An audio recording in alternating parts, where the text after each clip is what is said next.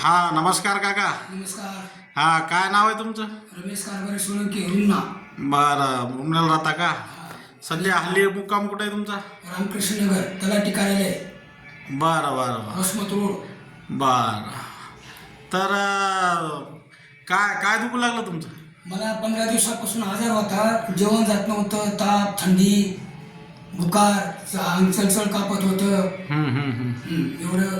आणि आमच्या मंडळीचे पण गुडघ्याचा त्रास होता खूप. हां हां हां खूप दवाखाने केले. बरं बरं नंतर 15 दिवसात कामटे साहेब, बालाजी आयुर्वेदिक कामटे साहेब याच्याकडे कोर्स केला. हां हां हां 15 दिवसामध्ये आमच्या मंडळीला दुखायचं राहील, गुडघ्याचा त्रास कमी झाला. बरं तर बरं 3 महिन्याचा कोर्स सांगितलं डॉक्टर साहेबांना. Okay okay. आता किती महिने इलाज घेतला मंडळीचा? आता 2 महिने झाले, 2.5 महिने झाले. किती टक्के बिमारी राहिली आतापर्यंत? 90% जवळजवळ गेली. Okay okay okay. आणि तुम्ही त्यांचे औषधं बंद केले ते 8 दिवस मध्ये, हो. तर दुखू लागलं का तेवढं?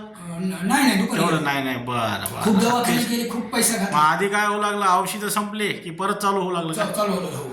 बरं. खूप दवाखाने केले, मात्र कुठं तिथे चाललं नाही. हां हां तर मंडळी मला चला इथं बघूत, मला आयुर्वेदिक आहे. हां हां कामटे साहेबाकडे आमच्या रामकृष्ण नगर मध्ये राहत होतो आम्ही. हम्म. त्या जवळचं दवाखाना आयुर्वेदिक मेडिकल. हां हां आणि ते दाखल आमच्या मंडळीनं. हां हां आमच्या मंडळी म्हणजे बरं वाटायला म्हणजे मला 15 दिवसाचाच गुण आला. हां हां हां आणि नंतर पुन्हा मला एक 15 दिवस माझं दुखू लागलं. हां मग आमच्या मंडळी म्हणे तुम्ही काय करा, डॉक्टर साहेबाकडे जा. हां तुम्ही तर दवाखाने कोण डॉक्टर साहेब म्हणते ती काहीच नाही. हां मग रक्त तपासलं, कुठं काही गुण आला नाही. हां हां आमच्या मंडळी म्हणे की तुम्ही काय करा, हम्म. की तुम्ही कामटे साहेबाकडे जा. हा. मला जसा गुण आला हां तसा तुम्ही एकदा दाखवून बघा. बरं बरं मग याच्या वेळेस आम्ही दोघं मंडळी आलो दाखिलं. हम्म. तर मला भूक तर लागतच नव्हती. 15 दिवस जेवणच नव्हतं. हां जेवण म्हणजे आई नळड्यात खाली उतरतच नव्हतं. हां हां हां मग मला 5 दिवसांमध्ये साहेबांना फरक पडला. बरं. आणि आता भाकर चालली का तुम्हाला? जेवण चाललं? भाकर म्हणजे का किती भाड्या खावा, किती खाऊच वाटायला भाकर. Okay okay okay. तर माझं वजन वाढलं असेल मग? वजन माझं 48.5 किलो होतं.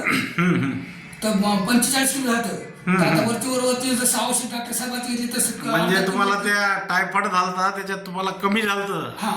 48 चं 45 आणि आता तुमचं वाढायलंय. आणि भूक लागली. आता तुमचं 15 दिवसात किती किलो वाढलं? अर्धा किलो वाढलं. अर्धा किलो वाढलं. वाढल दमा आणि औषधं आहेत का थोडं आहे का? Okay okay. अजून दुसऱ्या डोसमध्ये आपण बरं काका, तुम्ही आता समाजामध्ये तुम्ही काय संदेश देऊ शकता? कारण आज समाजामध्ये सर्दी खोकल्यापासून मोठाले आजाराचं खूप प्रमाण वाढलेलं आहे महाराष्ट्रात आणि परभणी जिल्ह्यात. हो.